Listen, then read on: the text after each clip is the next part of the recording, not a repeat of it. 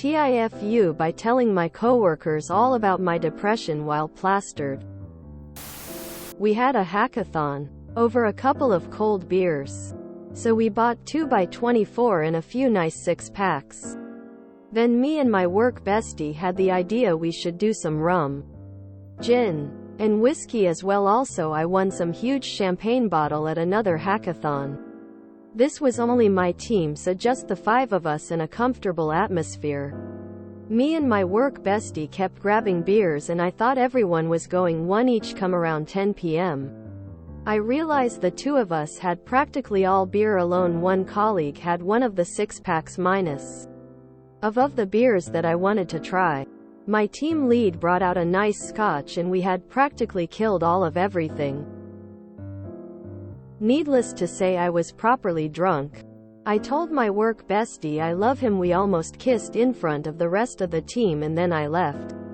Before that, I also told them about my specific plans to end my depression. He told me his uncle jumped in front of a train, and usually my responses are measured and polite.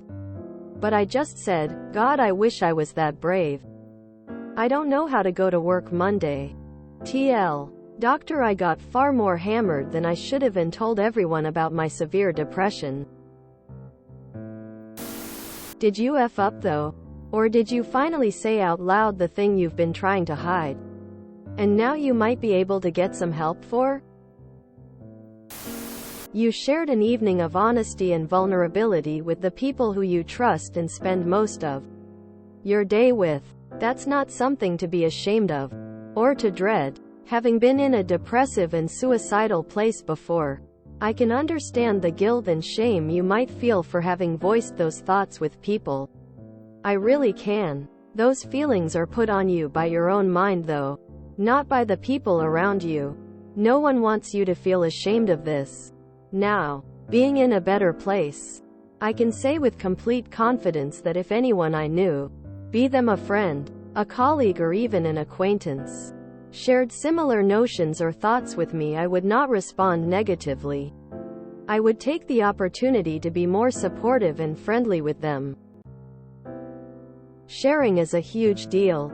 And you might have done it drunk, but I'm still proud of you because it takes guts to tell people where you're at. Anyone who treats you differently does so because they don't know how to act or respond.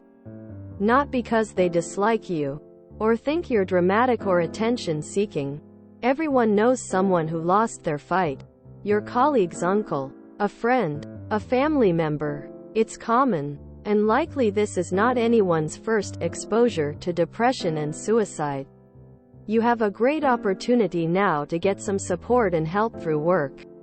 You can and should apologize for drinking excessively, potentially making people uncomfortable or taking them off guard. But that's not apologizing for how you have been feeling, or for sharing. You've done a thing just as brave as stepping into the train. Your work may have access to employee counseling they can hook you up with, which you should use. You don't need to broach the subject with your colleagues if you are not comfortable. They will likely let it lie, leaving you to take the lead on continued or ceased dialogue. And that is not pretending that you never said anything. That is a kindness of letting you process and or guide any more conversation. You don't need to broach it if you don't want to. You can maintain your relationships as they are now, unchanged. If that is what you want and need. I hope you are okay. Feel free to PM me if you want to. Sounds like you found people you trust enough to get that weight off your shoulders. Hopefully they don't turn it against you. Only advice I can give is, if you haven't already, thoroughly apologize, even if they say it's okay or not a big deal. What you said might have cut deep. Let them know you didn't mean to undermine that pain. You will be okay. Work is work. You gotta face it at some point. Everyone makes mistakes. And yours, so far, hasn't taken out production. You might get the odd awkward conversation at the coffee machine, but everyone will have forgotten it by next Monday. Unless someone asks you. Don't bring it back up or overcomplicated things your friends say. Maybe take this to heart as a reason to limit your intake next time. Don't ever get plastered with coworkers or anyone else you may not want to know about your personal life. Yup, that's a proper foo. If I'm your coworker, I'm not positive you'll be there the next day. Or the next. My brother took a train exit. Traumatized a first-time engineer. Because a lot of people take the train exit. But it was his first run. Pieces of my brother were scattered for quite a way along the track. If you're actively suicidal, I hope you look into whatever seems like it could help for you. There are things in life worth sticking around for. If something needs said, something like, yeah, sometimes I get sad, and one of my coping mechanisms is dark humor. Don't worry, if I don't show up to work, it'll be because I got a better job that pays more. Har har. Give yourself grace. Lots of people would have ended up in a fistfight after that much alcohol. All you did was let others see your vulnerability. You're human. This too shall pass. I hope you get some professional help. Antidepressants aren't that uncommon now.